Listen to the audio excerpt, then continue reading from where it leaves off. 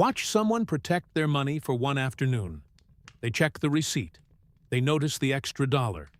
They will drive across town to save on a purchase and feel, afterward, that they won a small victory. Now watch the same person spend an entire afternoon they will never get back. On a feed, on a meeting that could have been an email, on worry about a conversation that hasn't happened yet, and feel nothing about the loss at all, because it didn't cost anything they could see. Nearly 2,000 years ago, a Roman was watching people do exactly this, and he wrote an essay that says, bluntly, that we've misdiagnosed our whole problem. It isn't that life is short. This is that essay, and what he thinks we're actually doing with the time. Seneca opens with the complaint everyone makes, and states it so plainly it almost sounds like agreement. The greater part of mankind, my Paulinus, complains of the unkindness of nature, because we are born only for a short space of time. That's the common wisdom. Nature was stingy. The years run out too fast. There was never enough time. Seneca is going to spend this whole essay disagreeing with it, and he does it in one sentence that turns the entire complaint around.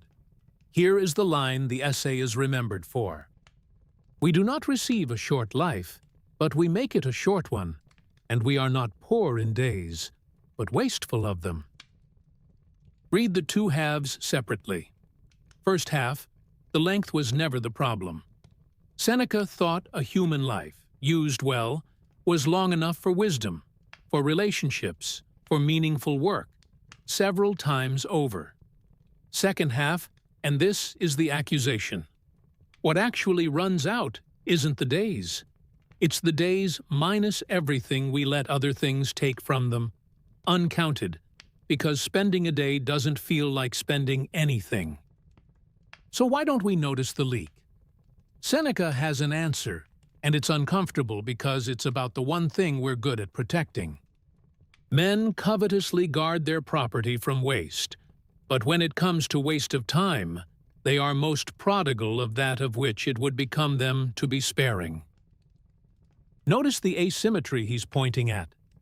Ask most people for money, and they'll want to know why, and for how long, and what they'll get back.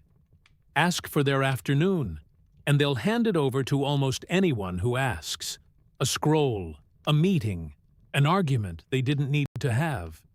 Because time doesn't come in a wallet you can watch getting thinner. It only comes in a calendar you can look back on once it's already gone.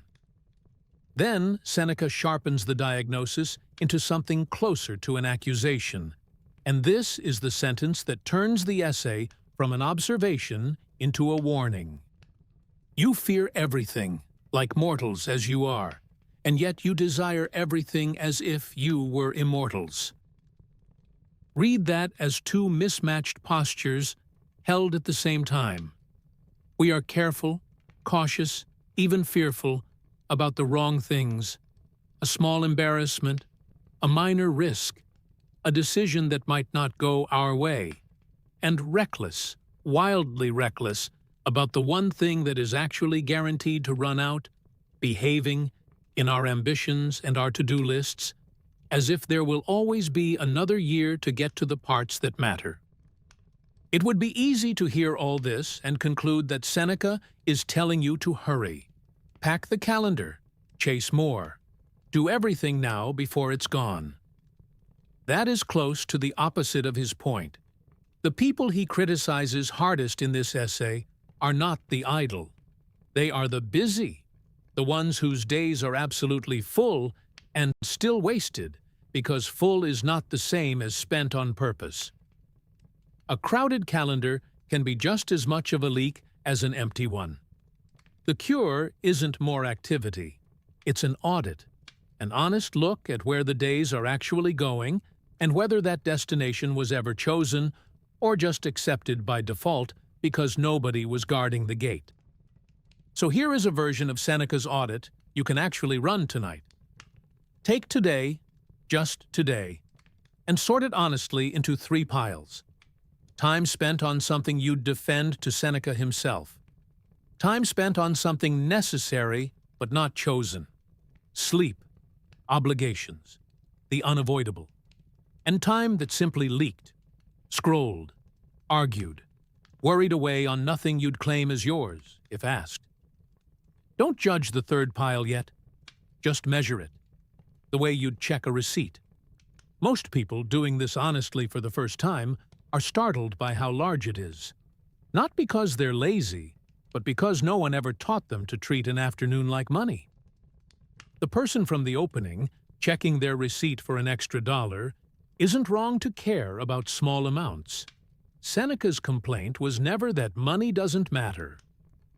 It's that we built one set of instincts for guarding a thing we can always earn more of, and left almost none for guarding the one thing we absolutely cannot.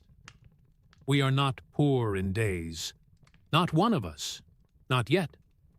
The complaint was always aimed in the wrong direction. Not at nature, for handing us too little, but at ourselves, for spending what we were handed as if it cost nothing at all. I'm glad you sat with this one. If it was worth your quiet, stay a while. There is one idea here every day.